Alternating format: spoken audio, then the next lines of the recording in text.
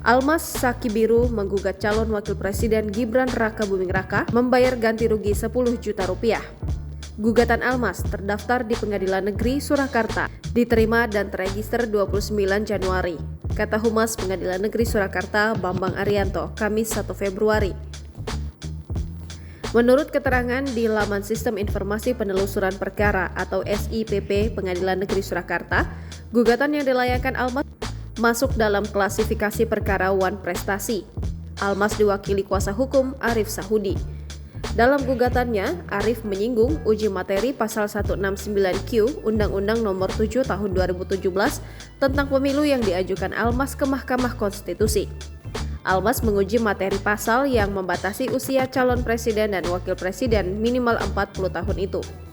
Gugatan Almas dikabulkan MK, Mahkamah pun mengubah ketentuan syarat usia minimal capres-cawapres dari semula berusia paling rendah 40 tahun menjadi berusia paling rendah 40 tahun atau pernah atau sedang menduduki jabatan yang dipilih melalui pemilihan umum termasuk pemilihan kepala daerah melalui putusan MK nomor 90/PUU/21 Romawi 2023.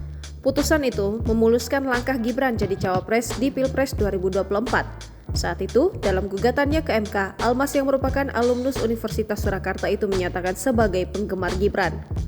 Penggugat telah membuka pintu sehingga memungkinkan dan atau memberi kesempatan kepada tergugat untuk dapat maju mencalonkan diri sebagai calon presiden ataupun calon wakil presiden.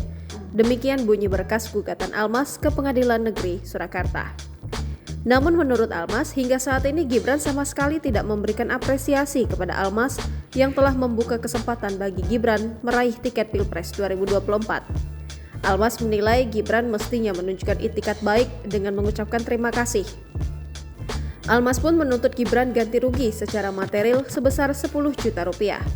Besaran ganti rugi ini disesuaikan dengan biaya yang dikeluarkan Almas untuk memenangkan uji materi di MK. Uang tersebut diminta diserahkan langsung ke satu panti asuhan yang ada di kota Solo.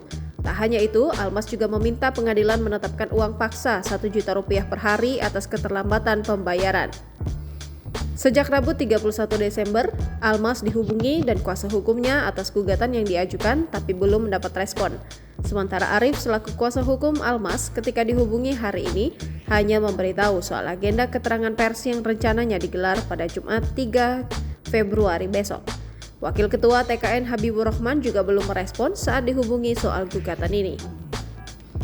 Download Tribun X sekarang, menghadirkan lokal menjadi Indonesia.